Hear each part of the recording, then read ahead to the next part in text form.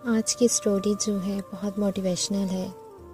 इस वीडियो को आप लाजमी देखिएगा आखिर तक, इंशाल्लाह आपको ज़रूर पसंद आएगी। इसमें आप जीने का अज़म भी पाएंगे। अगर हमारी स्टोरी पसंद आए तो आप हमारे चैनल लाइफलाइन लक को ज़रूर सब्सक्राइब कर लीजिएगा और साथ ही बेल के बटन को भी प्रेस कर दीजिएगा।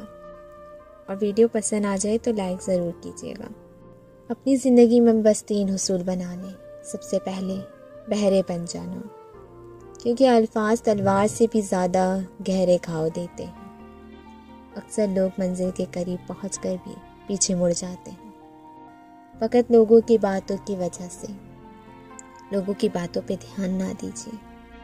इसी पर एक कहानी है कि 2 मेंढक जंगल के अंदर जाते हैं और वहाँ एक कुएं में गिर जाते हैं। और वो गहरा कुआं होता है जहाँ से निकलना बहुत मुश्किल होता है,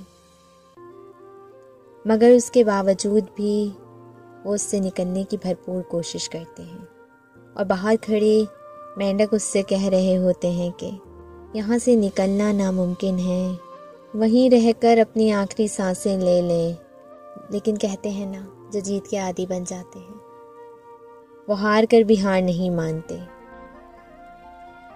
एक मेंढक तो हार मानकर आखिरी सांसें ले रहा था, जबकि दूसरा भरपूर कोशिश कर रहा था कि मैं बाहर निकल आऊं, किसी न किसी तरह से बाहर निकल आऊं। वो आखिरकार अपनी कोशिश में कामयाब हुआ और बाहर निकल गया। जब वो बाहर निकला तो बाहर खड़े मेंढक उस मेंढक को देख के बहुत हैरान हुए और उससे पूछने लगे, तुम यहाँ से कैसे निकले? तो वो मेंढक कहता है कि आप मुझसे कुछ कह रहे हैं क्या?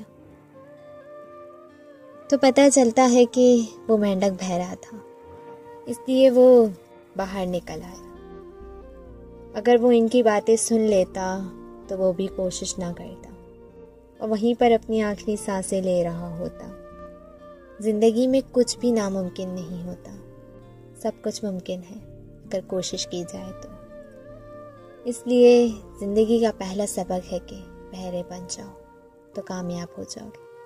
और दूसरा सबक यह है कि अपने रास्ते में आने वाली चीज़ को कभी भी बेमकसद ना समझो, क्योंकि कहते हैं कि एक शख्स एक दफ़ा सुकरात के पास जाता है और जाकर कहता है कि आप मुझे कामयाबी का एक राज बताएं। सुकरात उसको एक दरिया के पास ले जाता है और जाकर कहता है कि इसके अंदर उतर जाओ। वो शख्स उस दरिया के अंदर उतर जाता है और सुकरात भी उसी पानी में चले जाते हैं। सुकरात उस शख्स की गर्दन को पकड़कर उस पानी के अंदर डुबो देते हैं। उस शख्स की सांसें रुकना शुरू होती हैं और कुछ देर बाद उसकी गर्दन पानी से फिर निकालते हैं तो वो शख्स एक लंबी लंबी सांसें लेना शुरू कर देता है।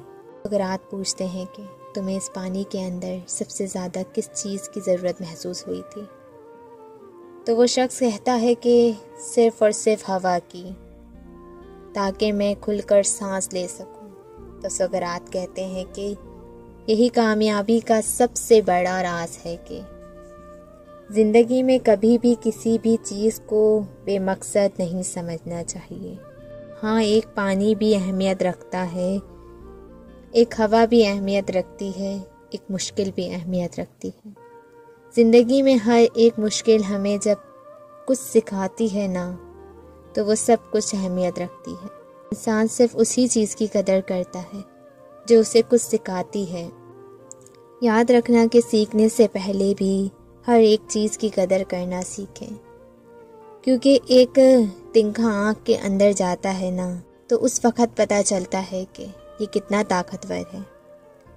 अपनी ज़िंदगी का तीसरा हुसूल बना लें कि हर एक मुश्किल को अपनी अपॉर्चुनिटी बनाना है। जब एक परिंदा परवाज़ करता है ना, तो कई बार तूफ़ान आ जाते हैं, लेकिन वो तूफ़ान के आने के इंतज़ार में होता है, क्योंकि जैसे ही तूफ़ान आता है ना, तो वो तूफ़ान के सामने खड़े हो जाते हैं और उस तूफ़ान पर चढ़ने की कोशिश करते हैं।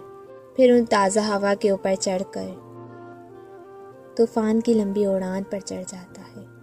लेकिन देखते ही देखते तूफान की उड़ान से भी वो ज़्यादा ऊपर चढ़ लेते हैं, क्योंकि उसने उस तूफान को देख कर घबराना शुरू नहीं किया होता, बल्कि आगे बढ़ने का अज़म लेना शुरू कर दिया होता है।